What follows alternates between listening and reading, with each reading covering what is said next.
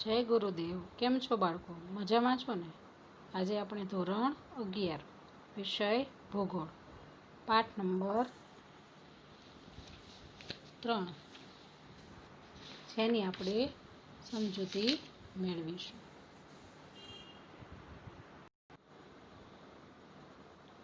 પાઠનું નામ છે પૃથ્વીની આંતરિક રચના.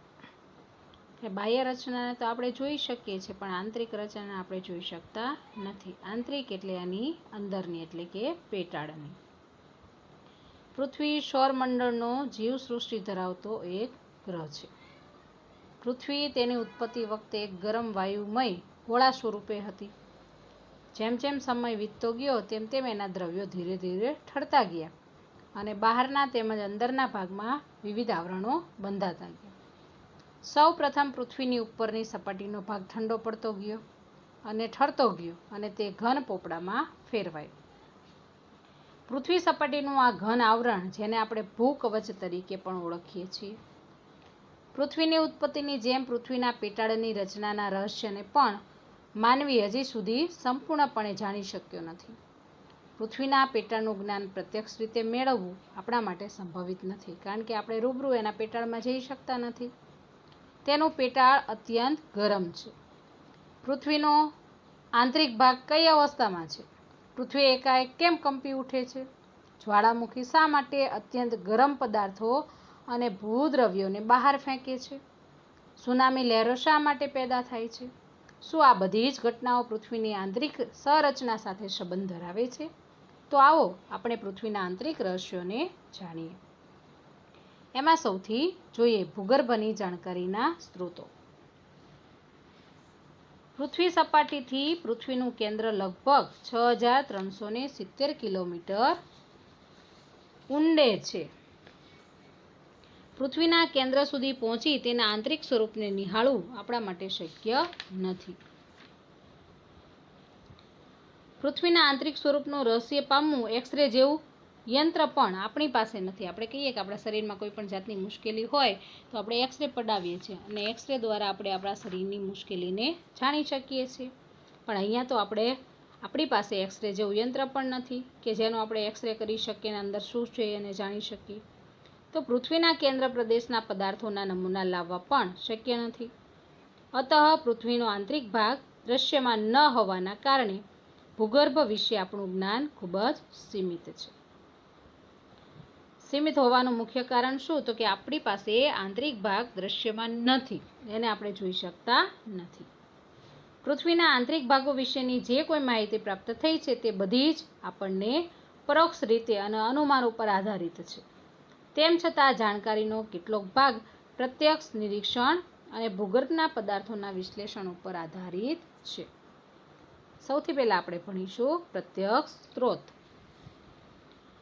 તો કે ભૂગર્ભ વિશે પ્રત્યક્ષ જાણકારી મેળવવાના બે સ્ત્રોતો છે: ઊંડી ખાણો તથા ખનિજ તેલ મેળવવા કરેલા ઊંડા સાર. કે ઊંડી ખાણો, આપણે ખનિજ કાઢવા માટે ઊંડી ખાણો કરીએ છીએ. એના સિવાય ખનિજ તેલ મેળવવું હોય આપણે તો એના માટે ઊંડા સારકામ પણ કરીએ છીએ. જ્વાળામુખી પ્રસ્ફોટન સમયે ભૂગર્ભમાંથી બહાર આવતા પદાર્થો. જ્વાળામુખી વિશે તમે આગળના ધોરણમાં ભણીને આવ્યા છો કે જ્યારે જ્વાળામુખી પ્રસ્ફોટન થાય છે તો પૃથ્વીની પેટાળની ગરમીમાં જે દ્રવ્યો પડેલા છે તે દ્રવ્યો પ્રવાહી સ્વરૂપે બહાર આવે છે. પૃથ્વી સપાટીની કાળક્રમે ઠરી જાય છે અને એમાંથી આપણને અવનવી ખનિજો મળે છે. વિશ્વની ઊંડામાં ઊંડી ખાણ દક્ષિણ આફ્રિકાની રોબિન્સન ખાણ છે. આવો આપણને ઘણી વખત પ્રશ્ન પરીક્ષામાં પૂછવામાં આવે છે અને વિકલ્પ પણ પૂછવામાં આવે છે કે વિશ્વની ઊંડામાં ઊંડી ખાણ ક્યાં આવેલી છે? તો કે દક્ષિણ આફ્રિકાની રોબિન્સન ખાણ. આ સોનાની ખાણ લગભગ 4 કિલોમીટર ઊંડાઈ ધરાવે છે. શેની ખાણ છે? તો કે સોનાની. કેટલી ઊંડાઈ ધરાવે છે? તો કે 4 કિલોમીટર. ખનિજ તેલ શોધવા માટે ખોદવામાં આવેલા કૂવાની ઊંડાઈ 8 કિલોમીટરથી વધુ નથી. આર્કટિક મહાસાગરમાં કોલા ક્ષેત્રમાં 12 કિલોમીટર ઊંડાઈ સુધી સારકામ થઈ રહ્યું છે. કે ખનિજ તેલ મેળવવું હોય તો સારકામ કરવામાં આવે છે. તો કે એની ઊંડાઈ કેટલી હોય છે? તો કે 8 કિલોમીટરથી 12 કિલોમીટર સુધીની. 370 કિલોમીટરની ત્રિજ્યા ધરાવતી પૃથ્વીમાં માણસનો ભૂગર્ભ તરફનો પેટાળ પ્રવેશ ભૂગર્ભ વિશેની વિગતે માહિતી ન આપી શકે તે આપણે સમજી શકીએ છીએ કે ખરેખર ભૂગર્ભ એટલે શું, તે ક્યાં આવેલું છે, તેના વિશેની હજી સુધી આપણી પાસે કોઈ સંપૂર્ણ માહિતી નથી. ભૂગર્ભની પ્રત્યક્ષ જાણકારી માટેનો બીજો પ્રત્યક્ષ સ્ત્રોત જ્વાળામુખીનું પ્રસ્ફોટન થવું છે. પ્રસ્ફોટન સમયે નીકળતો લાવારસ પ્રયોગશાળાના સંશોધન કાર્ય માટે પ્રાપ્ત થાય છે. છતાં એ વાતની જાણકારી મળતી નથી કે મેઘમાં કેટલી ઊંડાઈથી બહાર આવ્યો છે. આપણે કહીએ છીએ કે જ્યારે જ્વાળામુખી પ્રસ્ફોટન થાય ત્યારે એમાંથી લાવારસ બહાર આવે છે. લાવારસને પ્રયોગશાળામાં સંશોધન કરવા માટે લઈ જવામાં આવે છે અને એના આધારે આપણે ચોક્કસ જાણકારી નથી મેળવતા કે ખરેખર લાવારસમાં નીકળેલો જે મેઘમાં છે એ કેટલી ઊંડાઈથી બહાર આવે છે. હવે ભણવાનું છે પરોક્ષ સ્ત્રોત, કે ભૂગર્ભમાંથી મળતા પદાર્થોના ગુણધર્મોના વિશ્લેષણથી પૃથ્વીની આંતરિક સંરચના સંબંધિત પરોક્ષ જાણકારી મળે છે. મુખ્ય પરોક્ષ સ્ત્રોત અને તેમની સાબિતીઓ તમને નીચે પ્રમાણે આપવામાં આવી છે. મુખ્ય આપણને 7 આપ્યા છે.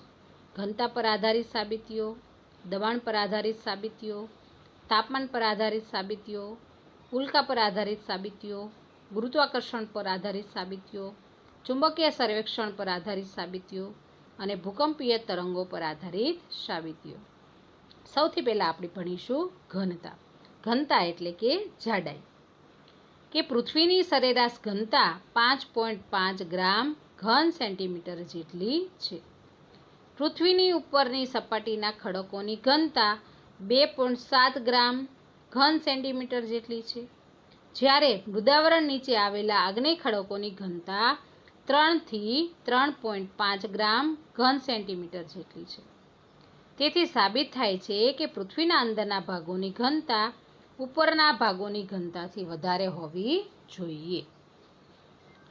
તમે ઘણી વખત જમીનને ખોદતા જોઈ હશે કે પૃથ્વીના અંદરના ભાગોની ઘનતા આશરે 11 થી 12 ગ્રામ ઘન સેન્ટીમીટર જેટલી છે. પૃથ્વીની ઘનતા 1774માં પહેલીવાર માપવામાં આવી હતી. ઘનતા માપવાનો આધાર ન્યૂટનનો ગુરુત્વાકર્ષણનો સિદ્ધાંત છે. બીજું છે દબાણ, કે પૃથ્વીના ઉપરના સ્તરો નીચેના સ્તરો પર દબાણ કરે છે. જેથી પૃથ્વીના કેન્દ્ર તરફ જઈએ તેમ દબાણ વધવાના કારણે તેની ઘનતાનું પ્રમાણ વધે છે. આપણે કહીએ છીએ કે એક બે પદાર્થ જુદા જુદા સ્તરમાં ગોઠવાયેલા છે, તો ઉપરના પદાર્થને આપણે દબાણ આપીશું તો એની અસર સીધા કેન્દ્ર સુધી એટલે કે છેક છેડા સુધી વચ્ચેના પદાર્થો સુધી પડે છે. તો કે જેમ જેમ કેન્દ્ર તરફ આપણે જઈએ છીએ તેમ દબાણ વધવાના કારણે તેની ઘનતાનું પ્રમાણ વધે છે. એના પછી આપ્યું છે તાપમાન. સામાન્ય રીતે પ્રત્યેક 32 મીટરની ઊંડાઈએ તાપમાન 1 સેલ્સિયસ જેટલું વધે છે. જેમ જેમ આપણે પૃથ્વીની ઊંડાઈએ જતા જઈએ તેમ તેમ તાપમાનમાં વધારો થતો જાય છે. તો આ દરે પૃથ્વીના કેન્દ્રીય ભાગનું તાપમાન 10,000 સેલ્સિયસથી પણ વધારે હોવાનો ખાલી આપણને અંદાજ આપેલો છે. ખરેખર કેટલું છે એનો આપણને કોઈ ખ્યાલ નથી. જ્વાળામુખીના પ્રસ્ફોટન દરમિયાન નીકળતા ગરમ વાયુઓ અને ગરમ પ્રવાહી લાવા, ગરમ પાણીના ઝરા અને ફુવારા, પાણીની વરાળ વગેરે બાબતો સૂચવે છે કે ભૂગર્ભમાં રહેલા પદાર્થો પ્રવાહી તથા વાયુ સ્વરૂપે આપણને જોવા મળે છે. તો આપણે જોઈએ છીએ કે જ્યારે જ્વાળામુખી પ્રસ્ફોટન થાય છે ત્યારે એમાં ગરમ વાયુઓ નીકળે છે, ગરમ પ્રવાહી લાવા નીકળે છે, ગરમ પાણીના ઘણી વખત ઝરા ફૂટે છે કે ફુવારા થાય છે. પાણી છે એ વરાળ સ્વરૂપે બાષ્પીભવન તરત ને તરત થઈ જાય છે. તો આ શું સૂચવે છે તો કે ભૂગર્ભમાં રહેલા જે પદાર્થો છે એ પ્રવાહી અને વાયુ સ્વરૂપમાં જોવા મળે છે. એના પછી આપ્યું છે ઉલ્કાઓ, કે અંતરિક્ષમાંથી પૃથ્વી પર તૂટી પડતી ઉલ્કાઓથી ભૂગર્ભ વિશે જાણવા માટે સહાયતા આપણને મળે છે. ઉલ્કાઓમાંથી લોખંડ અને નિકલ જેવી ભારે ધાતુ આપણને પ્રાપ્ત થાય છે. તેથી સાબિત થાય છે કે પૃથ્વીના કેન્દ્રીય ભાગમાં ભારે ધાતુઓ જ હશે. પૃથ્વી પર ઉલ્કાઓની જેમ સૌર પરિવારથી પણ સભ્ય છે. ત્યાર પછી આપ્યું છે ગુરુત્વાકર્ષણ બળ. તો કે ગુરુત્વાકર્ષણ એટલે શું તો કે એક પ્રકારનું આકર્ષણ, વસ્તુને એક બીજી વસ્તુ તરફ ખેંચે છે. કે પૃથ્વી સપાટીના અલગ અલગ ભાગો પર ગુરુત્વાકર્ષણ બળ અલગ અલગ અનુભવાય છે. ધ્રુવોથી પૃથ્વીનું કેન્દ્ર પ્રમાણમાં નજીક હોવાથી ધ્રુવો પર ગુરુત્વાકર્ષણ બળનું પ્રમાણ વિષુવવૃત્ત કરતાં વધુ છે. આપણે કહીએ છીએ ઉત્તર ધ્રુવ અને દક્ષિણ ધ્રુવ.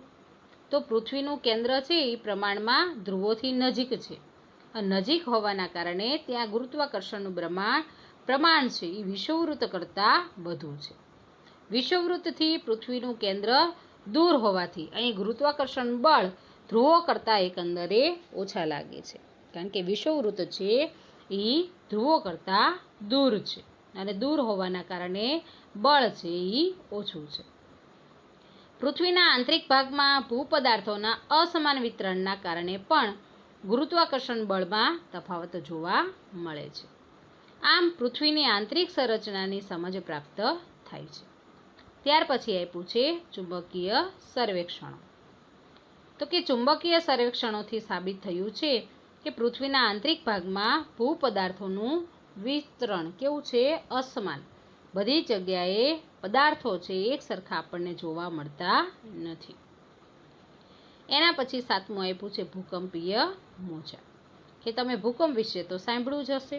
જેમ આપણે કહીએ છીએ કે પાણીમાં વમળો પેદા થાય છે, જેને આપણે નરી આંખે જોઈ શકીએ છીએ, એમ જ જ્યારે ભૂકંપ આવે છે ત્યારે જ્યાં ભૂકંપનું કેન્દ્ર છે ત્યાં પણ એવા જ વમળો આપણને જોવા મળે છે, પણ જેને આપણે નરી આંખે જોઈ શકતા નથી. વમળો જ્યાં સુધી ફેલાય છે ત્યાં સુધી ભૂકંપની આપણે અનુભૂતિ કરીએ છીએ. તો ભૂકંપ આલેખક દ્વારા 3 પ્રકારના ભૂકંપ મોજાની નોંધ થાય છે: પ્રાથમિક મોજા, દ્વિતીયક મોજા અને પૃષ્ઠીય મોજા. તો આ મોજાઓના માપનની નોંધના અભ્યાસના આધારે વૈજ્ઞાનિકોએ પૃથ્વીના આંતરિક ભાગ વિશે કેટલીક માહિતી પ્રાપ્ત કરી છે. આ માહિતીના આધારે પૃથ્વી સપાટીથી તેના કેન્દ્ર સુધીના જુદા જુદા 3 વિભાગો આપ્યા છે: મૃદાવરણ, મિશ્રાવરણ અને ભૂગર્ભ. તો ભૂગર્ભના પણ 2 વિભાગો પાડેલા છે: બાહ્ય ભૂગર્ભ અને આંતરિક ભૂગર્ભ. પણ હવે પછીના આગળના વિડીયોમાં આપણે મૃદાવરણ, મિશ્રાવરણ અને ભૂગર્ભ વિશે ભણીશું.